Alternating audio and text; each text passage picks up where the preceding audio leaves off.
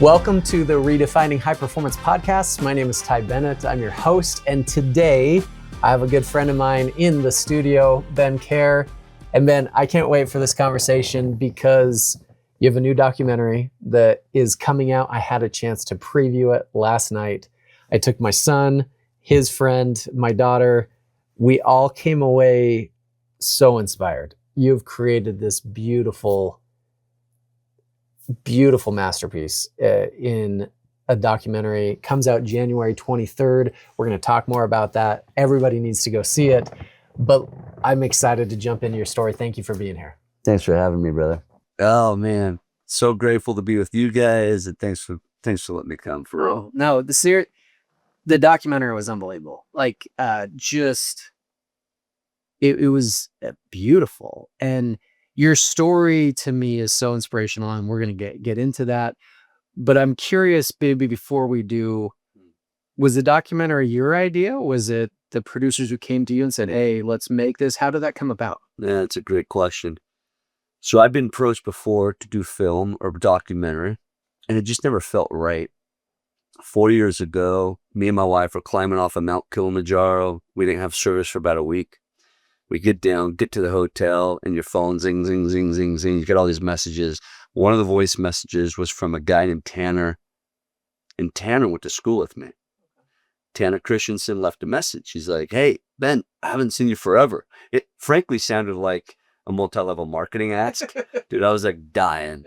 And he's like, dude, I haven't seen you forever. It's been like 20 years. I have a killer idea. You have to call me back. I'm like, oh, geez. He was like a senior class president, really nice guy. And so I'm like, all right, let's call him back. Called him back. His dad, TC, is a legend in the film space and trained people like Jared Hess, who did Minecraft movie, Napoleon Dynamite. Yeah. And they brought him on as a producer for what would be this film that they would pitch to me. And they said, Tanner, it's his first time doing a film as a director.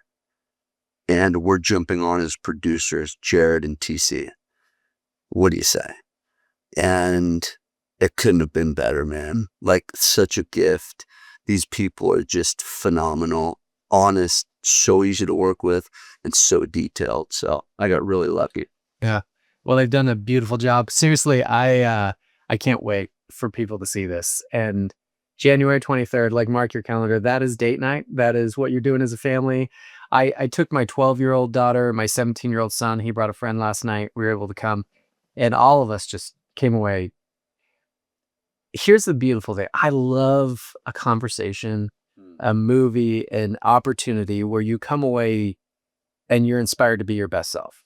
That's how I felt. Like, I walked away and went, yeah, let's get after it. Like, let's go do something that impacts the world.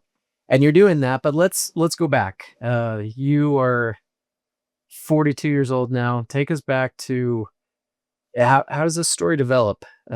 Born here in Utah. Tell me a little bit about your upbringing and what that ended up being for you.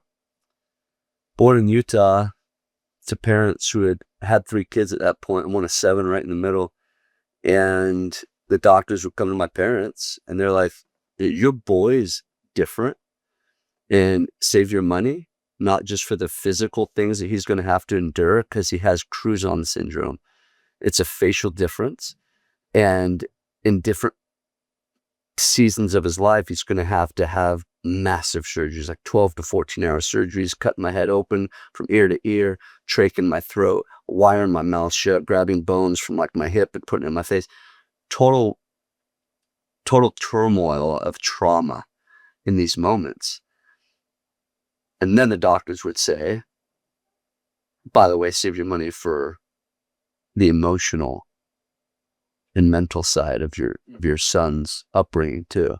What they meant by that is the bullying and the hard times that I would go through. In the film, it talks about a moment where I get annihilated by not a kid, but by an adult. And it took me to a bathroom at home where I ran home and contemplated taking off my face. Because I thought, in that moment, just what if I could look different? What if I could just fit in? Life would be better. This curse of what was Crouzons syndrome in my mind was just that. And then my mom broke in and and my mom was someone in leadership. You talk to leaders. We all see the leaders that coddle the change, coddle the failures, coddle whatever. And there's never true growth in coddling. Meaning, if my mom would have came in and she would have said, "It's okay, don't worry about it. It's just a hard time," but never get outside this home again. Never leave because you have a facial difference. My mom never did that. She never coddled me, but she did cuddle me. I like that distinction. She came in and she loved on me. And then she got me up in front of the mirror and she said, "Ben, you're born different." She spoke truth to me. She didn't say, "No, you're not different. They're lying to you." No, you are. Then you look different. True love, tough love, cuddling. Then you're born different to make a difference. Bam. Changed my perspective. Then I was listening. I was like, "Wow, that's fire, Mom," right? She enlightened me. She ignited this Ben Kjar inside of me. Why? This was the thing. I would walk down the hallways. I would walk down the hallways. Imagine you have kids. If you can just imagine this, walking down the hallway and having them wish that they could be everybody else's version 2.0. Imagine that. The devastation of that. And so my mom, in that mirror, she says, "Ben, you're going to get attention. So own it." In the Bible, it talks about a light behind the bushel. She said, step behind, figuratively, she said, get out from behind the bushel. And when you get that attention, don't fit in. Don't hide. Stand out. And that's why the name of the film, Standout. That's beautiful. It's interesting because I was watching the film, and more often than not, I was putting myself in the place of your parents. Right? I have 5 kids, thinking just the amount of emotion that they went through, right? The amount of how do we help, the prayers, the sleepless nights of how do we help him navigate this, right? I'm curious, how many surgeries has this been? Because over, from what I gather, it's as you grew, then more surgeries were needed, right? To continue to help in that process. What does that look like? Yes, you're exactly right. So with the skull structure growing and Crouzons syndrome, the mid part of the face and certain parts of the skull doesn't grow. Okay. And that's why what you said is exactly right. As the rest of the skull would mature, you would have to grab parts and allow it to mature as well and allow the brain to grow. Otherwise, you'd have brain damage. So nowadays, through new technologies, which I personally don't like, it's made my surgeries expand to now they have 20 to 30 surgeries. Wow. To the age of an adult. I was lucky enough to where they just kind of bet on the past technology to cut the head open and just pull it out at once. Now they do it slowly, but they just pulled out the muscle and the tissues, and then they would call it what's called packing. And they would pack bone behind the extension now and pray that it would stay. So I had 3 major surgeries. I was supposed to have more, but in high school, I called my shot. I put 3 XSCs, which meant 3-time state champion on my jack. Oh, we're going to get into that. Don't you worry. Don't you worry. So I'll come back to that, but I did less surgeries. Not because the doctors didn't want me to. It's because I chose not to. Okay. And even though it affected the way I live, the way I ate, the way I breathed, the way I functioned at life, I had things that were more priority in my life than really helped. It's weird to say that, but when we get into it after, yeah. I want to go back to that moment. I think it's powerful to think about. Sometimes we have those conversations, and the right mentor in the right situation gives you the right inspiration, but inevitably you then have to live that out, right? And I know you now, very confident, lots of energy, and I'm sure as a kid that came out too, and that confidence continued to grow. But I'm sure there are times that it still came back and hit you, and you still went, yeah, but. Mm. How did you manage that? What was the process of that for you? The process of getting to where I'm at today. Yeah. So you mean? This is a message for all the parents out there. Okay. Because the power is in the parenting and what I'm about to tell you. If you have a kid out there, and this is what we strive to allow our movie to do to anybody who comes, is the power of confidence in teaching that.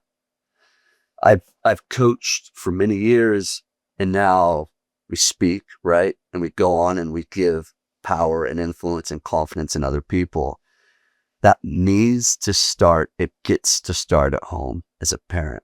So how did that work? How did I gain confidence today? My parents came to me at a young age, and they didn't tell me this till later. My parents, night after night, would be pillow talking, and their pillows would be wet with tears, wondering how they would give this little kid with a facial difference confidence. So what did it end up being? Opportunity. Well, how do you find opportunity? You place that child in as many opportunities to find confidence as they can. For me, it was clogging to choir. I want to see you clog. Like, I have not seen this. I think maybe we just pause right here, and the rest of the interview is you clogging, and then I just sit in the background. I know, that would be good. That would be good. And it was that stuff. It was, to speak on that, what I call cruel and unusual punishment was a choir that my parents put me in. All I have to do is say the name and you'll know. It was called Gingerbread Kids. That's all. Doesn't want to be a gingerbread kid. I This mean, guy, a kid who already stands out and is worried about how he looks. Suit him up in the gingerbread kids. Oh, you saw the film. My buddy Nate is my best buddy. His older brothers would go on and play the 49ers. Like, they were all just studs, played football in college. And Nate would call me up. He's like, what are you doing? I'm like, I'm going to a meeting. I got something. He's like, let me come with you. I'm like, Well, he did come with me. And he says, what are your parents having you do, man? What is this? And it was Gingerbread Kids. It was like polka dot or flannel shirts with button-up bow tie and suspenders. This and is the 80s, man. I felt like I was a part of the like lollipop guild mixed with the Oompa Loompas with crazy music. But it was my parents trying to find what I wanted. Yeah. And just like put you out there and let's find it. Yes, and giving a well-rounded opportunity. So it was that, it was soccer, it was baseball, it was basketball. It was things that they didn't know that I would like, but wanted to give me a shot. Here's what I'm getting to. How do you gain confidence? Allow your kid to find something that they can thrive in, period. It may not be what you think it's going to be. Yeah. And that's the problem. And that's where ego comes in. 100%. My kids found a sport that I knew nothing about. Like, none of my kids, I played basketball growing up. Yeah. None of my kids have any interest in basketball, but they've found their own things, right? And yeah, I completely agree with that. That's cool to see that have happened to you, and thinking about my kids, all in different things, they've found those areas that they can excel in. You know what I love about what you've done though, dude? This is the cool thing. I went and watched Ty do a keynote, like not a presentation, an experience at Influence. Yeah. One of the biggest stages in the speaking world. And you never believe it. You show up with your kids in what they chose, not basketball, into what they chose to be their thing. Wrestling was that for me. Yeah. Ninja sports, Ninja Warrior is that for them. And dude, you've championed that. Like, as parents, when we champion this, when we go all in, I call it shot callers, right? You become the people that hold them accountable. Or wait, you called your shot? Bro, I'm your shot caller. I'm going to help you get that shot. You've done that. Now, dude, I'll never forget seeing your kids on stage thriving. And you at the side, being the basketball fan that you are, but they chose this. Let's go all in. Dude, to where you bought a gym One of the biggest gyms. It's gotten out of control. It's really what's happened. Yeah. But you've supported, and this is what I love. So what? You jumped into their goal. So what? They feel the massive support. This is what I saw. This is the magic behind it. I was sitting next to people and I looked at them and I watched them tear up. I watched them laugh. I watched them do all these things. That's the magic. Yeah.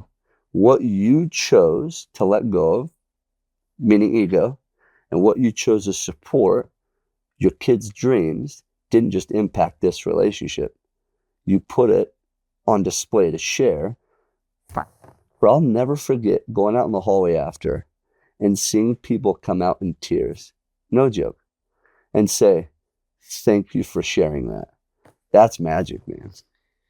Well, it's been an awesome experience. It's been more fun than I've ever had in my career to involve them and to be able to do that. And I think there is something, the message that we share is not what we're talking about, but it's underlying and people see it, because we get a lot of those comments. Yeah. Where people come up and say things like, I had a parent just like you, or some will go, I wish you were my parent, or some will go, like they see the dynamic of the brothers who are doing this together, right?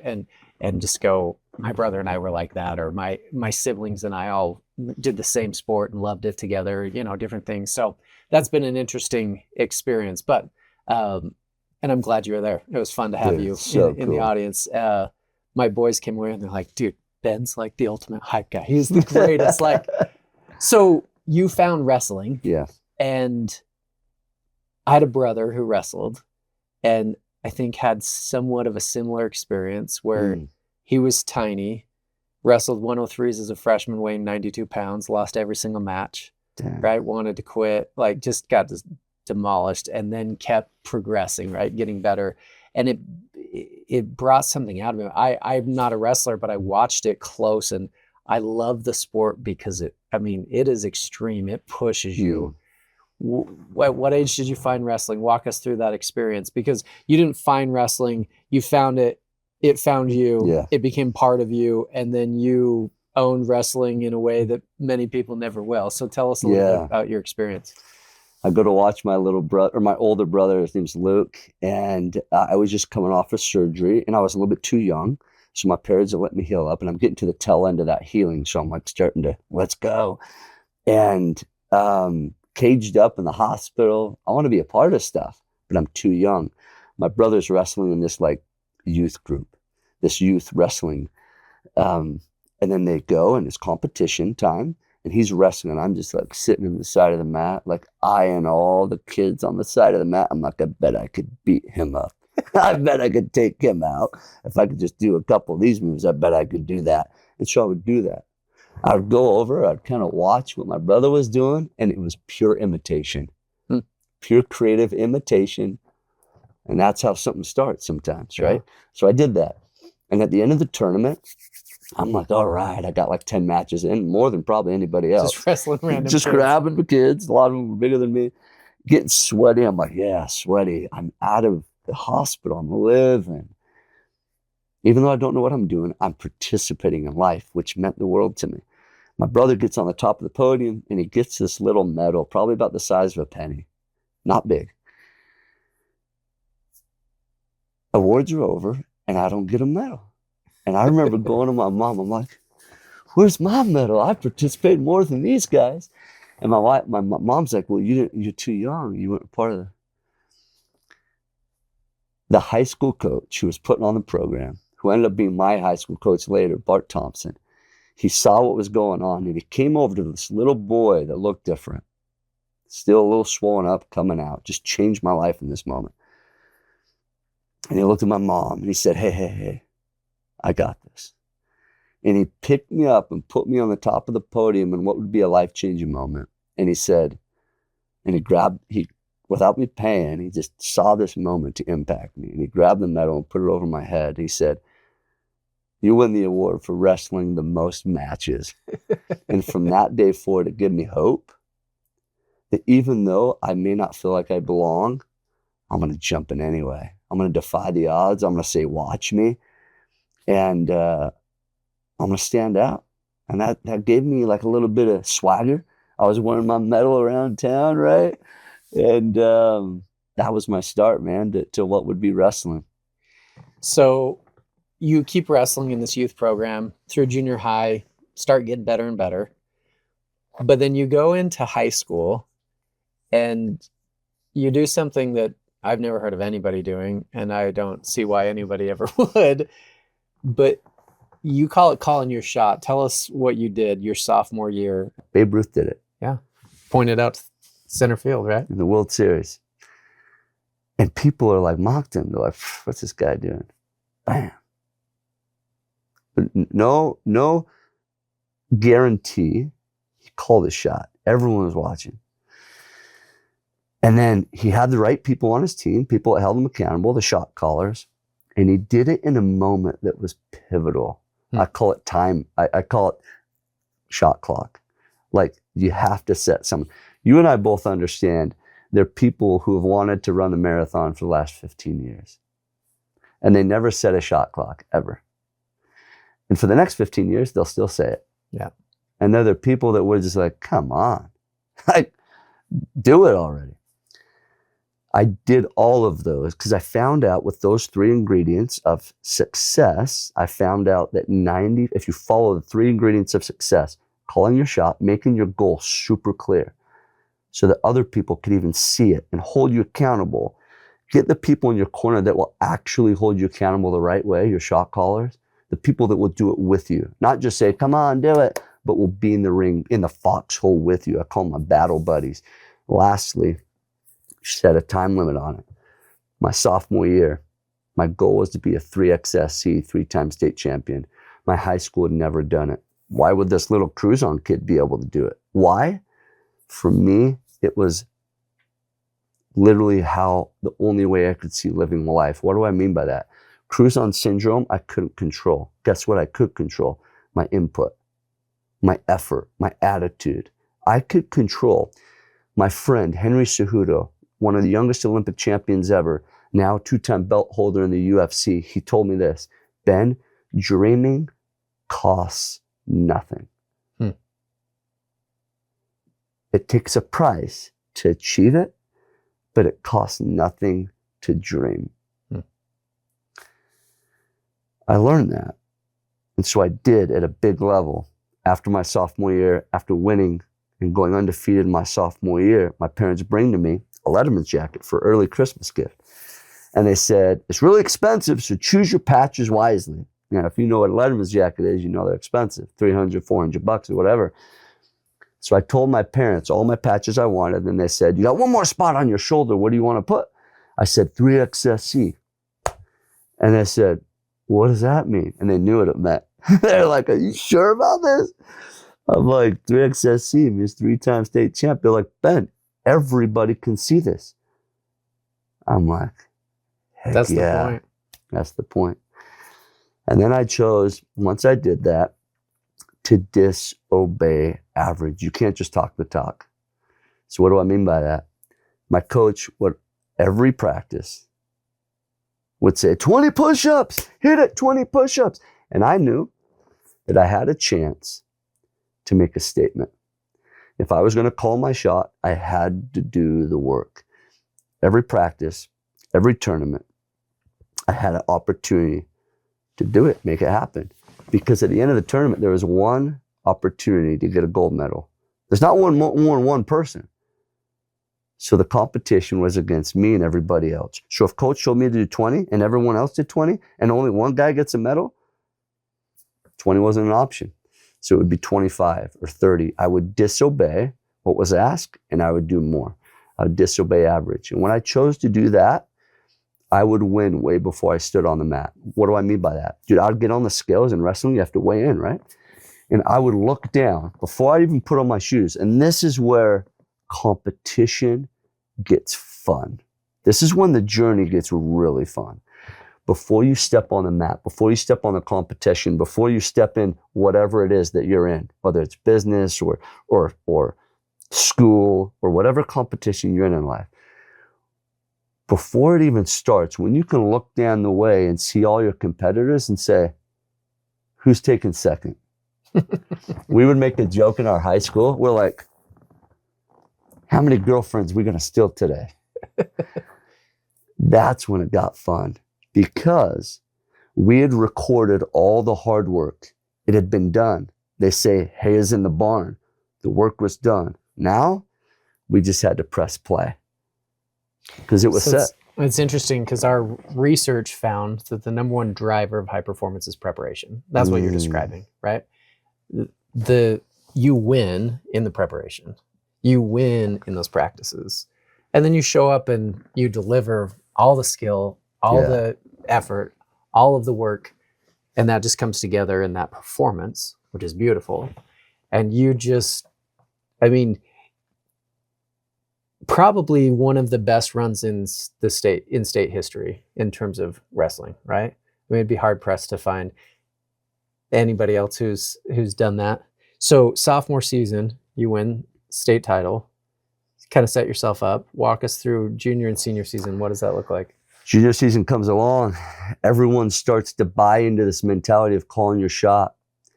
And one of my teammates, I left state halfway through the season to go to a tournament called Beast of the East. It's back on the East Coast. I come back, and during that practice, or during that time I was away, he had sucked down weight and was wrestling my weight.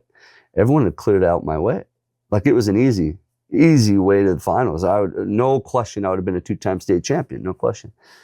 But I remember praying about it. Should I go down and beat him and claim my spot back? Because there's no competition. Literally, everyone's going down or up a weight to clear out of my weight. Because you were a sophomore, as dominant as you were, everybody's like, okay, we're not wrestling Ben. Right? If I want to win a state champ, all the competitive wrestlers are going, this is 112, right? So 119, 103, where do I fit in? They're going somewhere else. Yeah. Exactly. And I remember going to my coach, and he sat me down, and this is what a shot caller is in my mind. He sits me down, he's like, Ben, the Ben I know does hard things. You will not get tested at 112. You choose. Do you want to go in easy, or do you want to be the David and Goliath? What story do you want to live? And bro, it ain't about the win. It's about the story. What do you choose?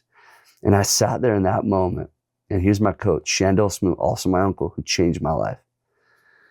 I sat there in that moment. I said, Shandell, my head tells me one thing. That's go to 112. But my heart tells me to do the David and Goliath and go 119. And it's better for the team. Bro, I could have made probably 103. I was so light. I would get on the scale with all my clothes on and make weight. Seriously, for 119. So I did. We get to the region finals, and I lost. So I go into the state finals. I had to wrestle a huge kid, way bigger than me. He was like 6 foot tall. And I beat him in overtime. I pinned him in overtime. And that was it. From there on out, next year I didn't lose weight. I wrestled 119 again, and it didn't matter. The cool thing is, when you call your shot,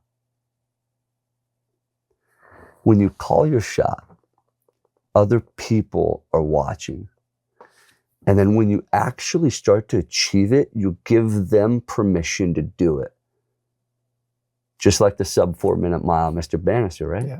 He called the sub 4 minute mile. He didn't say, maybe I will, even though the doctors, like they told me, Ben, if you have surgery, you can't wrestle again. That's why I didn't have surgery in high school. That's why I said, fine, I won't. I could put a finger in my mouth, bite down, and not touch my finger. I had such an underbite. It affected the way I ate. It affected the way I breathed. I had to have my mouth open the whole match. I would have such cotton mouth because I couldn't breathe out of my nose. My face was so far back to the point that it talks about this in the film. My coach would say my mouth would be always bloody at the end of the match. Why? Imagine boxing with your mouth open. It's a loose jaw. You're going to get punished. When you bite down, it's tight. In wrestling, when you shoot, because I had to breathe, I had to keep my mouth open. And so my mouth would always be, but I had to do all these things. So I get to the point to where we get to my senior year, and this is the power in calling your shot. After every cheer, We said, state champs. We were never state champs before this. It was a 3-day tournament. Everyone else just started calling their shot. They're like, well, if he can do it, I'm going to do it. And we held each other accountable. It was a 3-day tournament. After day 1 of the tournament, my coach comes to me. He's like, yo, I got a secret for you. He's like, tell this to the pep rally before you come out to the state tournament on day 2. And I get there and like nervously, I show up and I'm like, at the end of day 1 at the 5A 2002 state championship tournament, Viewmont Vikings are state champions. Everyone went silent. Because we had called our shot, because we believed, because we chose to be disobedient to average, because when our coach told us to do 20 push-ups, we did 25. Because our coach didn't have to really do much, and he was along for the ride because we took it on, that's what changed. I've studied the best coaches in the world. Kill Sanderson, for an example, at Penn State, was sat next to 2 other coaches. I won't mention them because it's bad. They were questioned, these 2 iconic coaches, by the way, at the national tournament was like, hey, how have you prepared your guys to get to the national tournament? And they said, well, I did this and we did this and I made them do this. The next one, same thing. They went to Kill Sanderson and this is what he said. I got out of their way. He taught correct principles, correct values, and he got out of their way. The best companies, the best groups, the best teams, the best athletes, the best organizations I've seen has taught a structure of power and said, let's roll. That's when it gets fun. That's when our coach just sat there and said, a little bit here, a few more degrees this way. They're not driving on the bus. They're just saying, all right, maybe take a ride up here. That's when organizations thrive. We came back and so to clarify, you guys had scored so many points on day 1 that it was over. Yeah. We didn't have to show up physically the next 2 days, though we did. And we blew all the records out. It wasn't a breaking record that we achieved, though. It was breaking belief. Bannister, what happened? 40-something days later, his record was broken by a couple seconds. What happened months later? Again and again. I studied that. For the next 10 years at Viewmont High School, we won 7 state titles with less talent. Because we weren't breaking records talent-wise. We broke them belief-wise. That's what changed the game. So you did it, 3XSC. I mean, seriously, unbelievable dominance, right, in the sport. After high school, you had to have a surgery, right? Yeah. It was overdue. Mm-hmm. So you end up having that surgery, which affects where, when, how you can wrestle in college. But eventually you do here in Utah Valley University, and had some great success there. Chasing an even bigger dream, right? One of the things I loved in the film is your dad, at a young age, I don't remember what age, took you to the NCAA tournament so that you could see it. Yeah. Right? And helped you visualize it and said, you belong on that podium. Yeah. Fast forward, years later, you're chasing that dream. What was college wrestling for you? You talked about preparation, the power of it, and the need for success, always coming back to preparation. I believe there's a couple parts to preparation. There's a physical preparation, an actual going to the gym, and then there's a mental gym. My father was teaching me both. He was allowing me to participate in what could be physical in the future. Ben, you could physically be here participating. I want you to prepare for that also mentally. I would see people get on the top of the podium, and my dad, and these are the people that you have in your corner. My dad would stick his finger in my chest every time during the medal award ceremonies. And he would say, you belong on that podium, but you got to do the work. So college for me was a proving ground. I went to Utah Valley University, and they'd never had an All-American. Brand new school, first ever school to go from junior college to Division I, make that jump. And I finally get to nationals, and I was unranked, not ranked at all. I was the underdog. ESPN and Sports Center would later call me the Cinderella story, the bracket buster, because I would go in and I would run the top of the steps in Philadelphia, where Rocky Balboa. I've run those. You've steps, done that, yes, right? Yeah. With a story in Rocky Balboa, Sylvester Stallone, like, I'm going to meet him one day. I'm calling my shot. I'll meet him one day, because he made an impact for me. I ran the steps. I looked over exactly where he was in the movie. And when he called his shot and he yelled Adrian to beat the Russian, I did my version of that. Yeah. Ben Kjar is more than enough. The hay was in the barn. I chose to be disobedient to average. I wasn't ranked, but it didn't mean you can't change belief in a moment. And I did. And we went on to be Utah Valley University's first ever All-American. Yeah. It's so cool.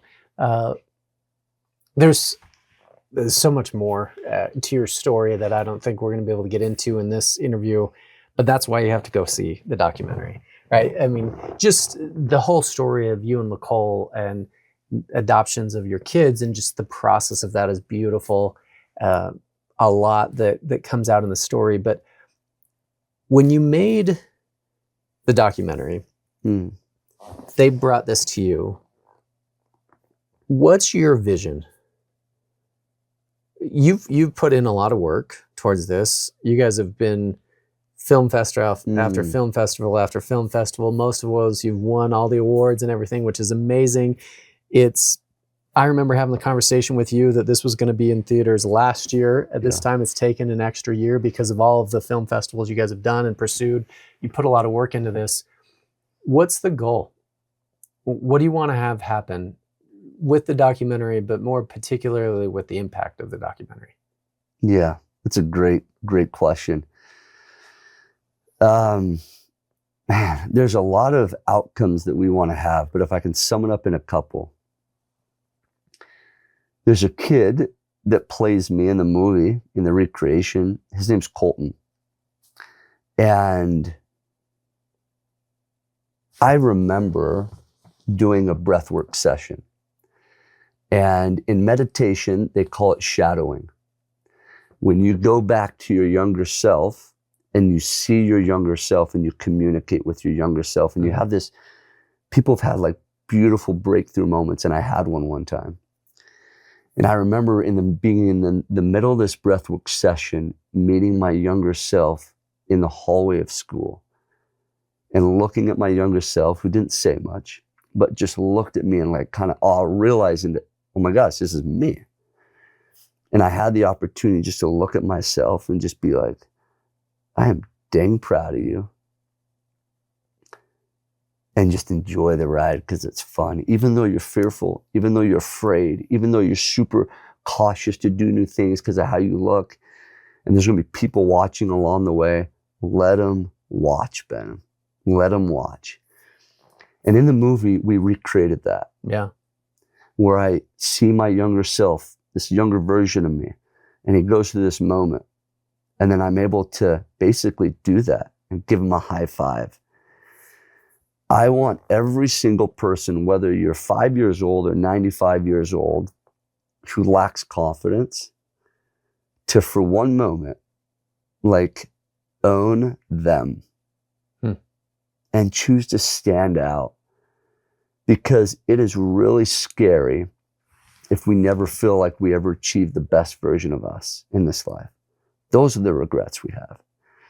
And then secondly, at the beginning of the film, we patterned this whole film based around a story about a pool of Bethesda, where there's a person who's affected with a disease that would sit there.